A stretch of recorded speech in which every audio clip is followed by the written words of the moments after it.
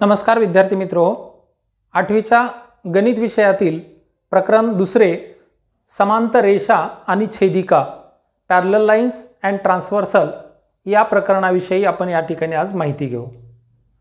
समांतर रेषा कशाला म्हणायचं आहे की जेव्हा दोन रेषा एकाच प्रतलात असतात आणि त्या परस्परांना छेदत नाहीत अशा रेषांना समांतर रेषा असं म्हणतात। Parallel lines, the lines in the same plane which do not intersect each other are called parallel lines। या ठिकाणी एक प्रतल आहे, बोर्ड हे एक प्रतल मानलं आपण आणि या प्रतलामध्ये दोन रेषा आहेत, रेषा L रेषा M। या एकमेकींना कुठंच छेदत नसतील तर अशा रेषांना समांतर रेषा असं म्हणतात। या उलट एक दोन रेषा आपण दुसऱ्या घेतल्या, रेषा P रेषा Q, या पण एकाच प्रतलात आहेत पण यांनी एकमेकींना छेदलाय, इथं त्यांचा छेद आहे म्हणून यांना समांतर रेषा म्हणता येणार नाही। मग अशा प्रकारच्या रेषा यांना समांतर रेषा असं म्हणतो। जसं की आपल्या नोटबुक वरती लाईन दिलेल्या असतात आडव्या, त्या सर्व रेषा या एकमेकींना समांतर असतात। यापुढे छेदिका म्हणजे काय याविषयी आपण माहिती घेऊ। छेदिका म्हणजे काय की जेव्हा दोन रेषा असतील दिलेल्या आणि या दोन रेषांना मग त्या पॅरलल असतीलच असं नाही, त्या समांतरच असतील असं नाही, इतर रेषा L रेषा M आणि एक तिसरी रेषा काढली आपण L, अशी ही जी काढलेली तिसरी रेषा आहे या रेषेनं रेषा L आणि रेषा M यांना दोन वेगवेगळ्या बिंदूत छेदलंय, भिन्न बिंदूत छेदलंय। रेषा L ला या N रेषेनं A बिंदूत छेदलं समजा आणि या N रेषेनं रेषा M ला B बिंदूत छेदलं। जेव्हा अशी एखादी तिसरी रेषा असते तेव्हा या तिसऱ्या रेषेला या L आणि M या दोन रेषांची छेदिका असं म्हणतात। Transversal, if line intersects given two lines in two distinct points, then that line are called transversal। अशा प्रकारच्या या रेषेला छेदिका असं म्हणतात। या थर्ड लाईननं काय केलं की लाईन L आणि लाईन M यांना इथं इंटरसेक्ट केलं, A या बिंदूमध्ये, A या पॉइंटमध्ये आणि इथं दुसरा पॉइंट B, वेगवेगळ्या पॉइंटमध्ये इंटरसेक्ट केलं म्हणून या लाईन L ला या L आणि M यांची ट्रान्सव्हर्सल असं म्हणतात। आता ही काढलेली जी ट्रान्सव्हर्सल आहे, मिळालेली जी ट्रान्सव्हर्सल आहे, छेदिका आहे, ही छेदिका काय करते तर या L आणि M रेषेच्या या छेदनबिंदूजवळ चार चार कोन तयार करते, 1 2 3 4 आणि या B बिंदूजवळ 1 2 3 4 असे एका रेषेजवळ एका बिंदूजवळ चार कोन, दुसऱ्या बिंदूजवळ चार कोन तयार करते आणि या कोनाच्या ज्या जोड्या मिळतात आपणाला त्या कोणत्या प्रकारच्या जोड्या आहेत याच्या पुढे माहिती घेऊ।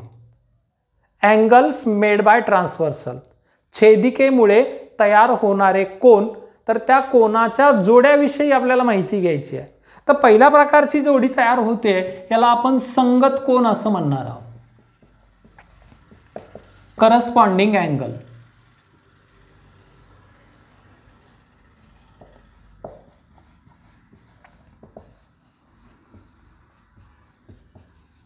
आणि दुसरी जी जोडी मिळणार आहे, दुसऱ्या ज्या प्रकारच्या जोड्या मिळणार आहेत यांना इंटेरियर अँगल असं म्हणतात।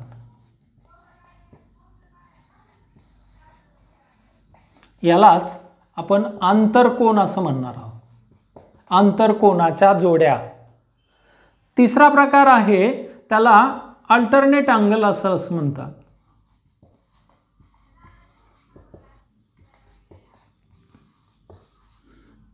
व्युत्क्रम कोन। अशा तीन प्रकारच्या जोड्या या छेदिकेमुळे तयार होतात हे आपल्याला पाहायचं आहे। मग आता या रेषेमुळे, छेदिकेमुळे जे चार कोन तयार होतात त्यांच्यामध्ये त्या कोनांच्या जर आपण जोड्या तयार केला तर त्यांच्यामध्ये आपल्याला एक विशिष्ट गुणधर्म पाहायला मिळतात। तर ते विशिष्ट गुणधर्म कोणते, इथं या ठिकाणी ही रेषा आहे, या रेषेनं या ठिकाणी एक कोन केला, अशाच प्रकारचा कोन त्या रेषेनं इथं एक केला आहे।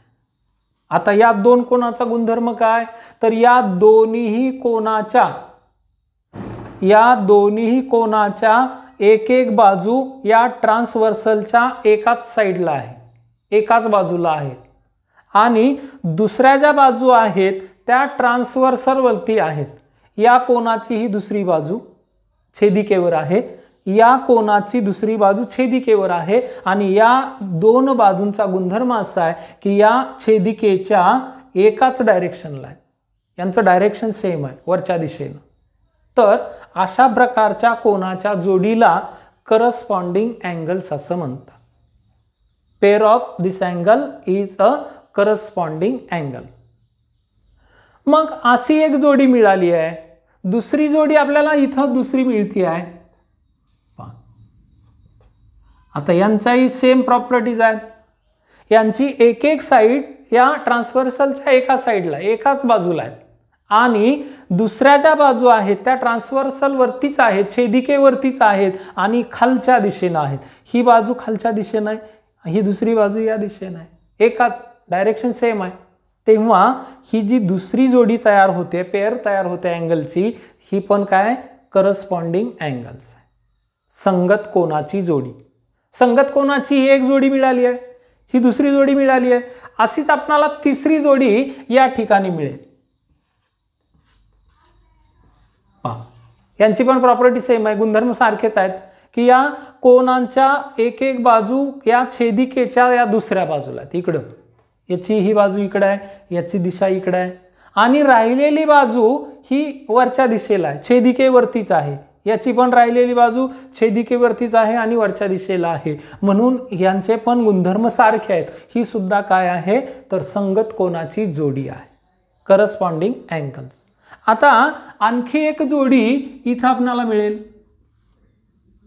यांचे पण गुणधर्म सारखे आहेत, एक एक बाजू छेदिकेच्या एकाच बाजूला आहे आणि राहिलेली बाजू छेदिकेवरच आहे पण त्यांचं डायरेक्शन खालच्या बाजूला आहे आणि म्हणून ही चौथी जोडी, fourth pair of corresponding angle. आता दुसरा प्रकार याच्यामधला आहे तो आहे इंटेरियर अँगल, आंतरकोन.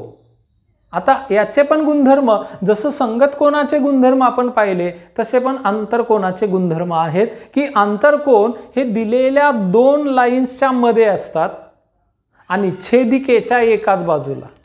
आता या दोन रेषेच्या मध्ये आणि छेदिकेच्या एकाच बाजूला, मग ही छेदिकेची ही एक बाजू आहे, दुसरी बाजू आहे. मग इथं जो तयार होणारा कोन आहे आणि इथं तयार होणारा कोन आहे, मग हे दोन कोन हे कसे आहेत, छेदिकेच्या एकाच बाजूला आहेत आणि या दोन रेषेच्या मध्ये आहे. असं इथं एक ऑप्शन मिळतं. तर यांना इंटेरियर अँगलची पेअर असं म्हणतात, आंतरकोनाची जोडी. दुसरी आता इथं एक मिळाली, नंतर आता राहिलेली इकडं आहे, ती एकच आहे. रेषेच्या आतमध्ये असणाऱ्या अशा दोनच जोड्या मिळतील. ही एक मिळाली आणि इकडं दुसरी मिळाली, म्हणजे इथं ही पण इंटेरियर अँगलची पेअर आहे, आंतरकोनाची जोडी आहे. अशा आंतरकोनाच्या दोन जोड्या मिळाल्या. आता आंतरकोनाच्या जोड्या दोन मिळाल्या, संगत कोनाच्या करस्पॉन्डिंग अँगलच्या पेअर 4 मिळाल्या. राहिला व्युत्क्रम कोन. आता व्युत्क्रम कोनामध्ये alternate angle, pair of alternate angle. मग अल्टरनेट अँगलमध्ये काय होतं आहे की जसं यापूर्वी आपण ज्या पेअर पाहिल्या त्यांचे प्रॉपर्टीज सेम होत्या, तसं इथं थोडासा बदल आहे आणि तो बदल काय आहे की अल्टरनेट, एकमेकांच्या विरुद्ध थोडंसं. आता विरुद्ध कुठं येणार आहे तर बघा इथं हा एक अँगल आहे, तो छेदिकेच्या आपण इकडं लेफ्ट हँड साईडला म्हणू आणि दुसरा अँगल आहे तो छेदिकेच्या राईट हँड साईडला, राईट साईडला इथं, आणि एक डावीकडं आहे छेदिकेच्या, दुसरा उजवीकडं आहे, एक रेषेच्या खाली आहे आणि दुसरा दिलेल्या रेषेच्या वर आहे.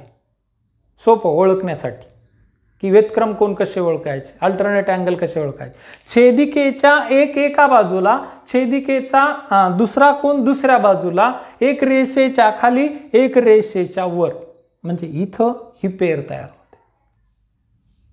आणि दुसरी पेअर ती या ठिकाणी होईल, एक छेदिकेच्या उजव्या बाजूला, एक छेदिकेच्या डाव्या बाजूला, रेषेच्या खाली, इथं रेषेच्या वर. हे झाली आंतरकोनाची जोडी. म्हणजे एकूण आंतरकोनाच्या दोन जोड्या, alternate pair of alternate angle दोन जोड्या, इंटेरियर अँगलच्या दोन जोड्या आणि संगत कोनाच्या करस्पॉन्डिंग अँगलच्या दोन जोड्या, चार जोड्या. अशा एकूण या 4, या 2 6, या 2 8, आणखी 2 या इंटेरियर, हा ज्या पहिल्या जोड्या आपण अल्टरनेट अँगलच्या त्या इंटरनल अल्टरनेट अँगलच्या आहेत. आता राहिल्या एक्सटर्नल अल्टरनेट अँगल, ती एक जोडी या ठिकाणी आहे आणि इथं एक तो कोन आहे.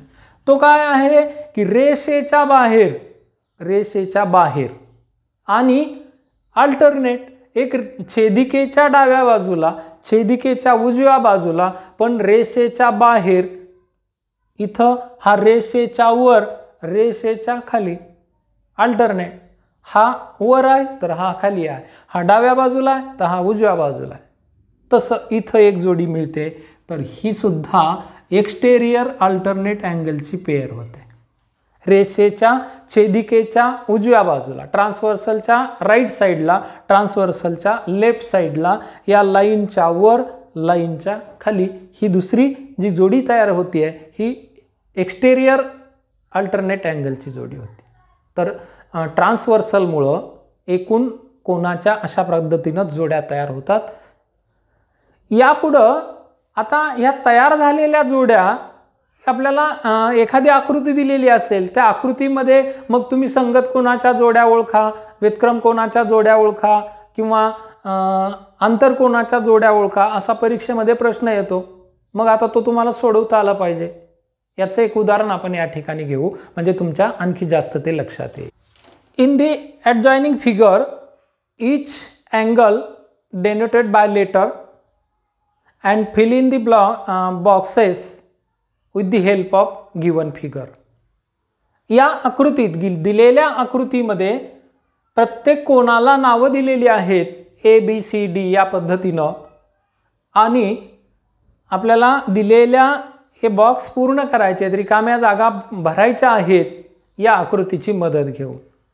काय विचारलंय की करस्पॉन्डिंग अँगल, संगत कोनांच्या जोड्या लिहायच्यात. एक कोन दिलाय, त्याची जोडी कोणत्या कोनाशी होती आहे एवढं आपल्याला लिहायचं आहे. मग संगत कोनाच्या मध्ये सुरुवातीला आपल्याला एक कोन दिलेला आहे, करस्पॉन्डिंग अँगल AC. करस्पॉन्डिंग अँगलची जोडी तयार करणारा दुसरा कोणता कोन येईल? तर करस्पॉन्डिंग अँगल हे या ट्रान्सव्हर्सलच्या एकाच साईडला असतात.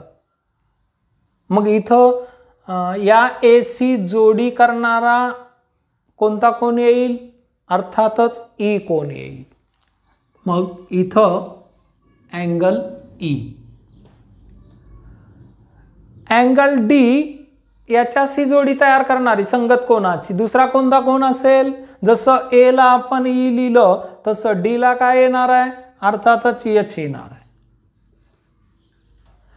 कोन B ला BC संगत कोनाची जोडी तयार करणारा, करस्पॉन्डिंग अँगलची पेअर तयार करणारा दुसरा अँगल हा F असणार आहे. आता या C कोनाशी संगत कोनाची जोडी तयार करणारा कोन हा G असेल, तो आपण या ठिकाणी G. पुढं आंतरकोन, इंटेरियर अँगल. इंटेरियर अँगल पाहिजे आपण रेषेच्या आतमध्ये असणारे आणि छेदिकेच्या ट्रान्सव्हर्सलच्या एकाच साईडला. ते दोन्ही कोन कसे पाहिजेत? रेषेच्या आतमध्ये आणि छेदिकेच्या एकाच बाजूला. मग ही या दोन रेषा याच्या आतमध्ये एकाच बाजूला, म्हणजे इथं जोडी तयार होते. मग कोणते येतील? D आणि E. काय दिलंय आपल्याला? E दिलाय. लिहायचे काय या ठिकाणी?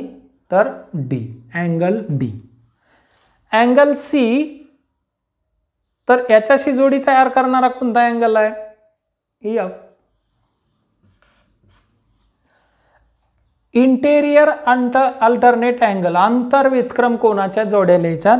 कोन डी अल्टरनेट, एक ट्रान्सव्हर्सलच्या लेफ्ट साईडला असेल तर दुसरा राईट साईडला असतो, एक रेषेच्या खाली असेल तर दुसरा रेषेच्या वर असतो. मग इथं डी कोन, इथं आपण पाहूया अँगल, तो कसा आहे? या साईडला. अर्थातच याचा अल्टरनेट अँगल पुढं असेल, छेदिकेच्या दुसऱ्या बाजूला असेल, आणि हा खाली आहे म्हणजे दुसरा असणारा वर असेल तर तो इकडं असणारा रेषेच्या वर आणि या दोन रेषांच्या मध्ये असणारा एफ असेल. म्हणून डी हा F C alternate angle, interior alternate अँगलची पेअर तयार करतो. आणि सी, तर जसं डी हा एफ सी पेअर करतो, जोडी तयार करतो, तसा सी कोन हा या ई कोनाशी पेअर तयार करेल. म्हणजे इंटेरियर अल्टरनेट अँगल हे असे असतात. आणि मग सी पेअर करणारा अँगल ई, सी कोनाशी जोडी तयार करणारा कोन ई. अशा पद्धतीनं आपण काय काय पाहिलं आहे? पॅरलल लाईन्स, ट्रान्सव्हर्सल आणि अँगल मेड बाय ट्रान्सव्हर्सल, समांतर रेषा, छेदिका आणि छेदिकेमुळे तयार होणारे कोन, या भागाविषयी आपण माहिती घेतली. सराव संच 2.1, प्रॅक्टिस सेट 2.1 या सराव संचामधले तुम्हाला आणखी जास्तीची उदाहरणं आता सोडवता येणार आहेत. तर प्रत्येकानं सराव संच 2.1 यामधली उदाहरणं सोडवायचे आहेत. हा व्हिडिओ तुम्हाला आवडला असेल तर लाईक करा, शेअर करा, आणि आतापर्यंत जर तुम्ही माझ्या चॅनलला सबस्क्राईब केलेलं नसेल तर सबस्क्राईब करा, जेणेकरून या प्रकरणावरचे, या विषयावरचे नवनवीन व्हिडिओ तुम्हाला पाहण्यास मिळतील. धन्यवाद.